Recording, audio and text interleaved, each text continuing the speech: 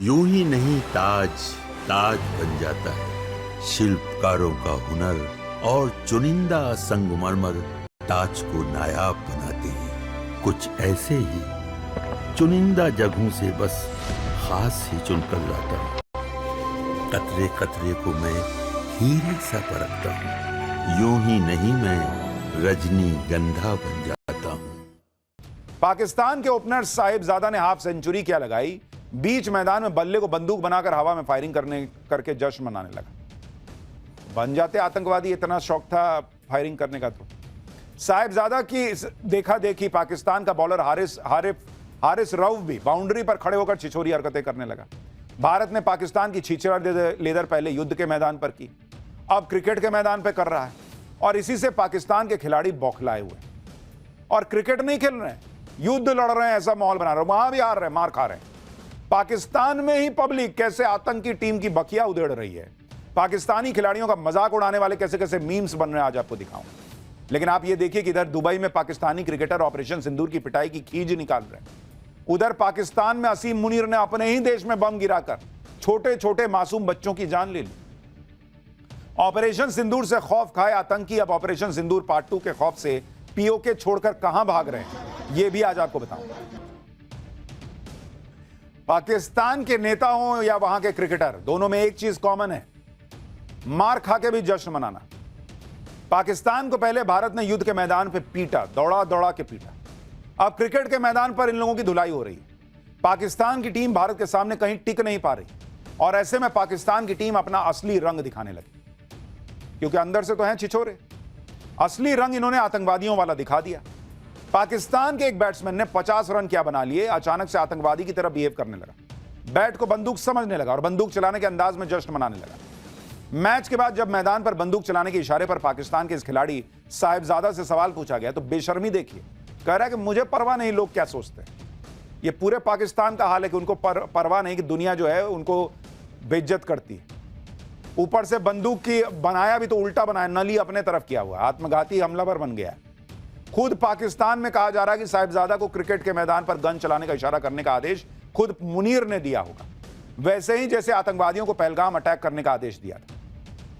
पाकिस्तानी कह रहे हैं कि हमारे क्रिकेटर्स के दिमाग में सिर्फ टेररिज्म भरा हुआ है। पाकिस्तान की सरकार किस मुंह से कहेगी कि गलत हुआ है? उसके नेता खुद यही कर रहे हैं कि पहले मार खा रहे हैं, फिर कर रहे हैं हम जीत गए, हम जीत गए, हम जीत गए। साहिबजादा के गन फायरिंग सेलिब्रेशन पर सोशल मीडिया पर जमकर बवाल मचा हुआ है। लोग पाकिस्तानी टीम पर फायर हो रखे हैं। लोग लिख रहे हैं कि यह क्रिकेट है या आतंकवाद का प्रचार है। आखिर साहिबजादा बल्ले को बंदूक की तरह पकड़कर क्या संदेश देना चाहता है? कई लोग तो कह रहे हैं कि पाकिस्तानी टीम में क्रिकेटर नहीं, आतंकी भरे पड़े। सवाल पूछे जा रहे हैं कि भारतीय टीम के हाथ न मिलाने पर हल्ला काटने वाला पीसीबी क्या अब साहिबजादा के खिलाफ एक्शन लेगा? सोशल मीडिया पर इसको लेकर मीम्स की बाढ़ आ गई। कई फैन साहिबजादा के एक्शन का मजाक भी उड़ा रहे हैं। लोग कह रहे हैं कि साहिबजादा आतंकवादी नहीं बल्कि आत्मघाती हमलावर है, क्योंकि जिस बल्ले को उसने बंदूक बनाया उसकी नाल खुद अपनी तरफ कर रखी है। लोगों का इशारा बैट के हत्थे की तरफ था कि भाई ये तो हत्था पीछे है, तो बंदूक अपने पे चला रहे हो क्या, खुद को गोली मार रहे हो? मजे की बात देखिए कि जिस बल्ले को साहिबजादा ने बंदूक बनाया उसी ने बाद में उसे धोखा भी दे दिया और वो आउट हो गया। दरअसल 58 रन पर बॉल को हिट करने के दौरान फरहान के हाथ से बल्ला छूट गया, दूर जाके गिर गया और सूर्य कुमार ने उसका कैच पकड़ लिया। पाकिस्तान के आतंकी सोच सिर्फ क्रिकेट के मैदान पर नहीं दिखी। पाकिस्तान के एक टीवी शो में एक पाकिस्तानी ने हार से बचने के लिए मैदान पर फायरिंग का सुझाव तक दे दिया। पाकिस्तान के एक और खिलाड़ी हारिस रऊफ की करतूत भी देखी। ये वही है जिसको विराट कोहली ने छक्का मारा था और हमने मैच जीता था ऑस्ट्रेलिया में। मैच के दौरान रऊफ बाउंड्री पे खड़ा था, पीछे स्टैंड में लोग कोहली कोहली चिल्लाने लगे। भाई को कुछ समझ में तो आया नहीं क्या करूं, तो हाथ से प्लेन उड़ाने और फिर गिराने का इशारा कर रहा था, जिसका मतलब था कि ऑपरेशन सिंदूर के दौरान पाकिस्तान ने भारत के 6 राफेल गिराए थे, जो पाकिस्तान का सबसे बड़ा झूठ है।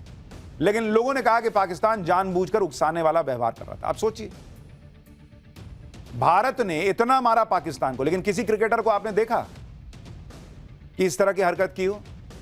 लेकिन ये देश ही ऐसा है बॉस, यहां लोग ही ऐसे हैं और इसलिए मुझे लगता है कि इन लोगों से खेलना ही नहीं चाहिए था। क्या मिला खेल के? ये अभी हार रहे हैं तो ऐसी छिचोरी हरकत कर रहे हैं, जीत जाएंगे तो बाप रे बाप ये क्या ही करेंगे, आप सोचें कभी? लेकिन नहीं, खेल रहे हैं क्रिकेट। ये वही पाकिस्तानी क्रिकेटर है, जब भारतीय टीम ने इनसे हाथ नहीं मिलाया तो इनको बहुत बुरा लग गया था। कहने लगे थे कि भारतीय टीम तो खेल भावना के खिलाफ है। खुद खेल के मैदान में जंग का मैदान समझ के ये सब हरकत कर रहे हैं। भारतीय टीम ने इनकी सारी हेकड़ी निकाल दी। भारत के ओपनर शुभमन गिल और अभिषेक शर्मा ने पाकिस्तानी गेंदबाजों का भूसा बना दिया। भारत ने लगातार दूसरी बार एशिया कप में पाकिस्तान को धूल चटाई। इसके बाद पाकिस्तान में मातम छा गया। पाकिस्तानी खुद कहने लगे कि भारत से खेलना छोड़ दो भाई, बहुत बेइज्जती होती है। यानी पाकिस्तान में पाकिस्तानी क्रिकेटर्स को बेइज्जत कर रहे हैं खुद पाकिस्तानी। अंडे टमाटर मार रहे हैं उनके फोटो पर। वो शोएब अख्तर कह रहा है भाई कि फेंटा मारा है भारत ने।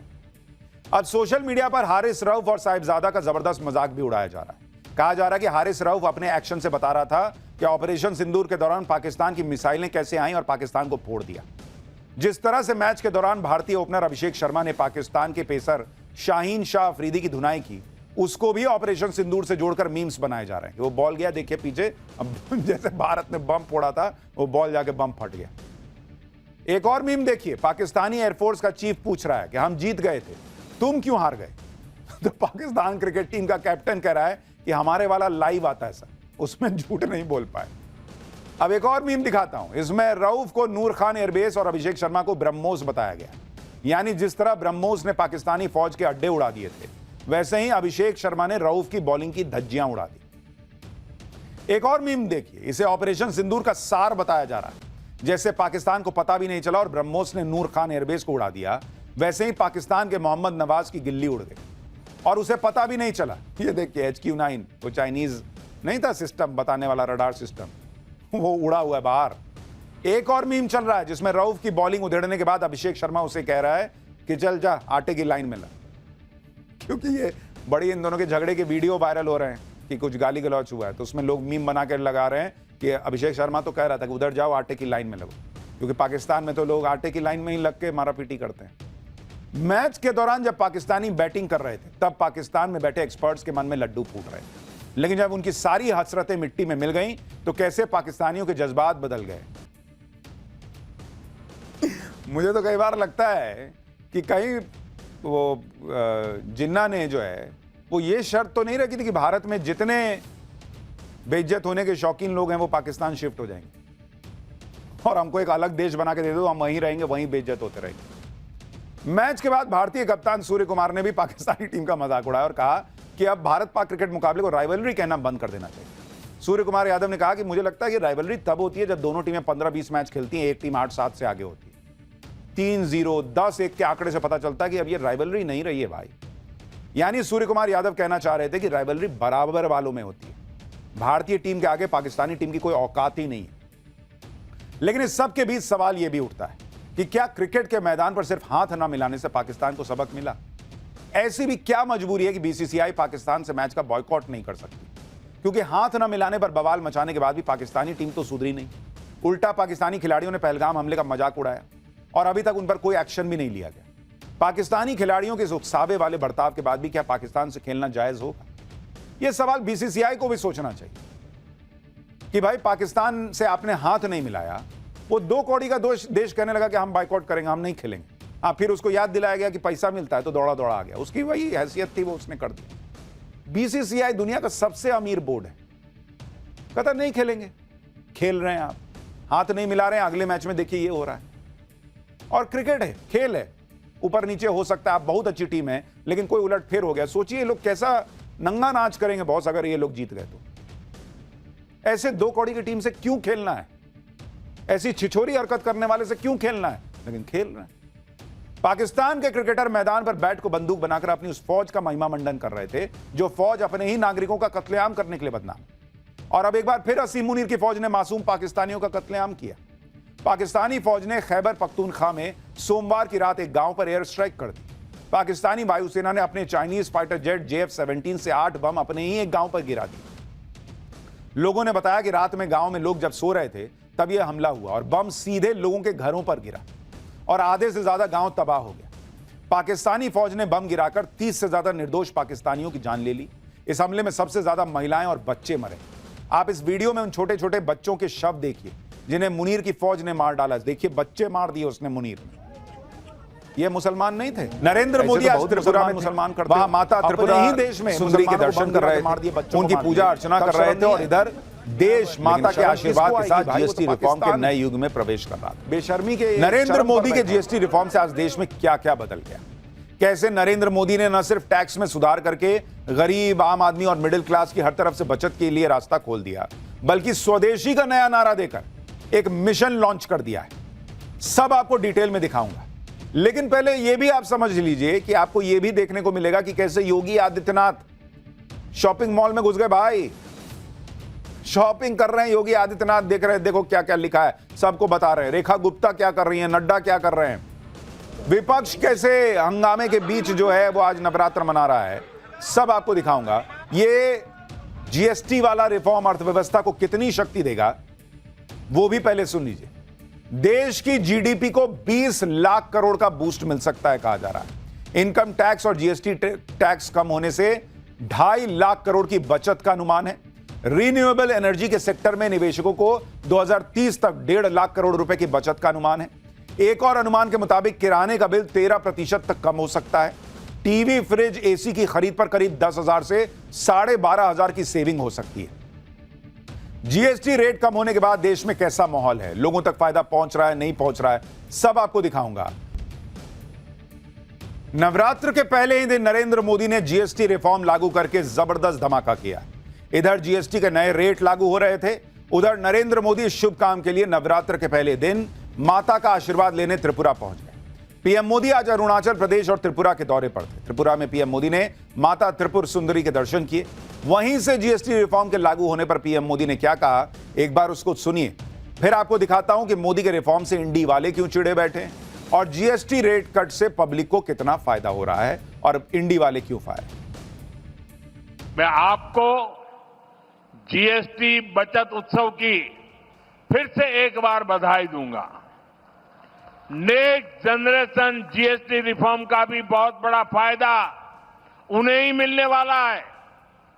आपको अब हर महीने घर के बजट में बहुत राहत मिलने वाली है।